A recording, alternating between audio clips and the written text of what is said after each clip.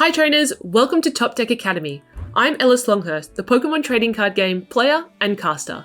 One of my favourite elements of the Pokemon trading card game is building my own deck. It's a great way to advance your gameplay, so today I'm going to show you how to build a deck on PTCGO, or the Pokemon trading card game online. Now, if you're brand new to the Pokemon TCG, or still learning the game, jump on over to tcg.pokemon.com/howtoplay to start your Pokemon journey with our How to Play videos.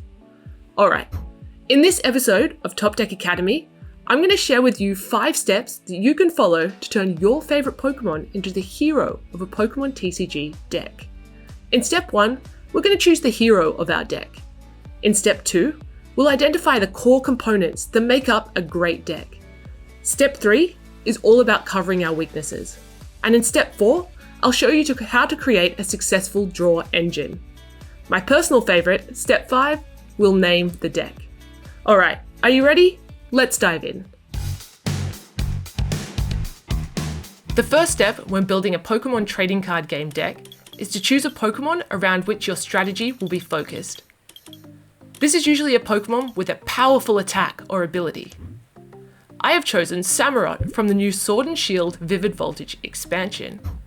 And this card may seem quite familiar. It is one of the key Pokemon from the new Dreadnought theme deck. Samurott is a Pokemon that for 3 energy can deal 120 damage to the opponent's active Pokemon with its Aqua Wash attack. And it also has a pretty cool second effect. You can take 2 energy from your Pokemon's active Pokemon and put it back into their hand. My strategy will be to use Samurott to deal loads of damage to the opponent's Pokemon. So it's pretty important that I'm able to find this card in my deck when I need to, so I'm going to include 4 copies of this card. With the exception of basic energy, players can only include up to 4 copies of a card in their deck. Having 4 copies of Samurott means that I will be able to find this card when I need it in battle. If I only had 1 copy, I might not be able to draw it or find it in my deck when I really need it.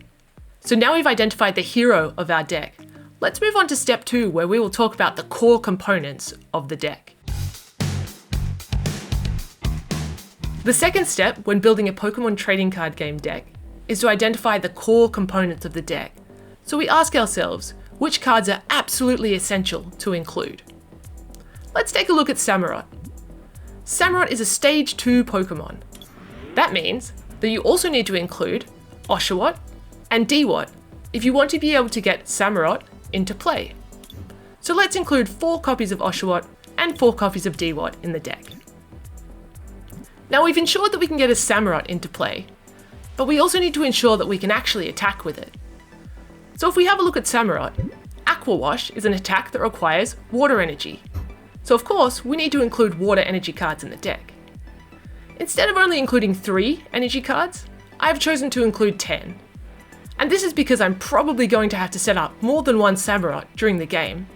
And I also want to be able to draw and attach an energy card every turn. Let's have a think about what are some of the core components of a deck that you might be building to make a hero out of your favourite Pokemon. Some Pokemon might require a tool card in order to best execute that strategy, or a supporter card, or perhaps more than one energy type. Now that we've identified the hero of the deck and some of the core components, let's talk about ways that we can identify and mitigate our weaknesses. The third step of the deck building process is to identify and mitigate any potential weaknesses. One of the inherent weaknesses of a Stage 2 deck, like the Samurott deck that we're building, is that it can often be quite slow to get a Stage 2 Pokemon into play.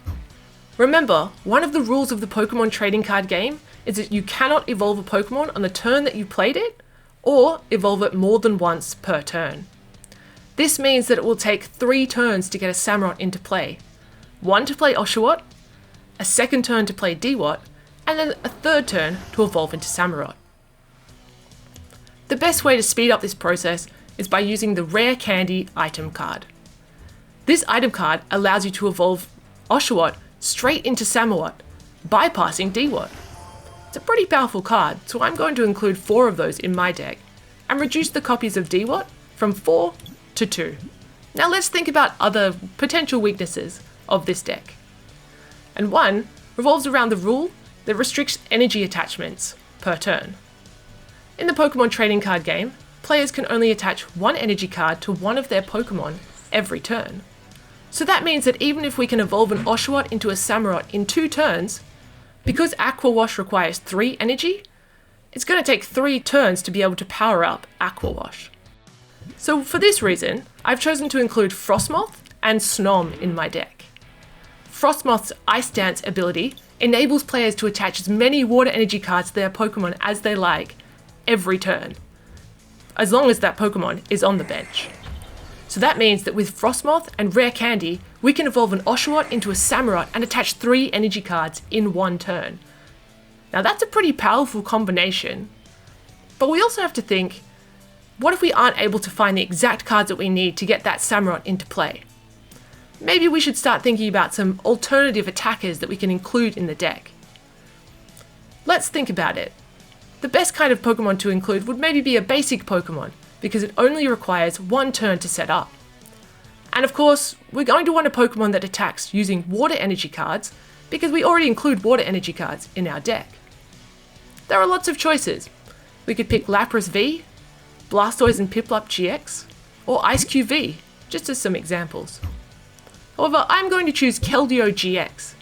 This Pokemon can do loads of damage for an attack cost of only 3 energy cards. And it has an ability that blocks GX Pokemon from attacking, which gives me time to set up my Samurott on the bench. Alright, we've talked about the hero of the deck, we've also talked about some core components, and now we've also discussed some ways to mitigate some of our weaknesses. Let's talk about now the draw engine of the deck, ways to draw cards and search for specific cards.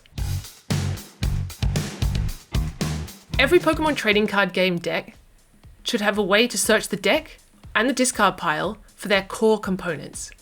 In competitive play, you will often hear this be called a draw engine, and almost half of every Pokemon TCG deck is dedicated to the draw engine. Let's consider Samurott. So to pull off the combination that we described earlier, so that's evolving an Oshawott into a Samurott using Rare Candy, and using Frostmoth's Ice Dance ability to put loads of energy cards onto that Samurott, we're going to need to draw a lot of cards. And the best way to do that is to include supporter cards in the deck, like Professor's Research and Marnie. But remember, one of the rules of the Pokemon trading card game is that you can only play 1 supporter card per turn. So it's a really good idea to include some Pokemon with abilities that allow us to draw extra cards every turn. Pokemon like Oricorio GX, Dedenne GX, Crobat V, or Snorlax are all very popular examples of Pokemon that have abilities that allow us to draw extra cards and allow us to get that Samurott into play quickly. But sometimes you might draw loads of cards but still miss out on that one card that you really wanted, perhaps that Samurott or the final water energy you needed to be able to use that Aqua Wash attack. So it's really important that we also include cards that specifically allow us to search the deck for those core components. In the Samurott deck, I would include cards like Quick Ball, Great Ball, or Pokemon Communication to find the right Pokemon to pull off that combination. Or an item card like Capacious Bucket that allows us to search the deck and find water energy cards and put them straight into our hand. And there's one other pretty important card that I'd like to include, and that's a new supporter card from the Sword and Shield Vivid Voltage expansion, Nessa. Nessa allows us to draw 4 in any combination of water Pokemon and water energy cards from the discard pile. That's pretty powerful. It's the kind of card that I'd love to have towards the end of the game when maybe there are lots of water energy cards or a Keldeo GX or a Samurott in the discard pile. But perhaps it's not quite as useful at the beginning of the game when we're trying to set up all our integral pieces. So I would only include one of those in the deck. Alright, now we've discussed the hero of the deck, the core components of the deck, how to identify and mitigate our weaknesses, and we've also discussed the draw engine of the deck. Now we're going to talk about probably the most fun part, naming your deck. Alright, we've done it. We've built a Pokemon trading card game deck from scratch. The final step is to name your deck. Most Pokemon trading card game decks are named after the two Pokemon that are at the core of its strategy. So in this case, the deck would probably be called Samurott and Frostmoth. However, you can be as creative as you like when you're naming your deck. Thank you for joining me in this episode of Top Deck Academy, where we covered the basics of a Pokemon trading card game deck building, and the 5 steps that you can take to turn your favourite Pokemon into the hero of a Pokemon trading card game deck. Let me know what you thought on the Samurott Frostmoth deck that we just built, and also which decks you'd like to see in the future. And make sure you stay tuned for the next episode of Top Deck Academy, where we're going to dive deeper into deck building with the Sword and Shield Vivid Voltage expansion. For some extra credit, here's the full deck list for this Samurott and Frostmoth deck.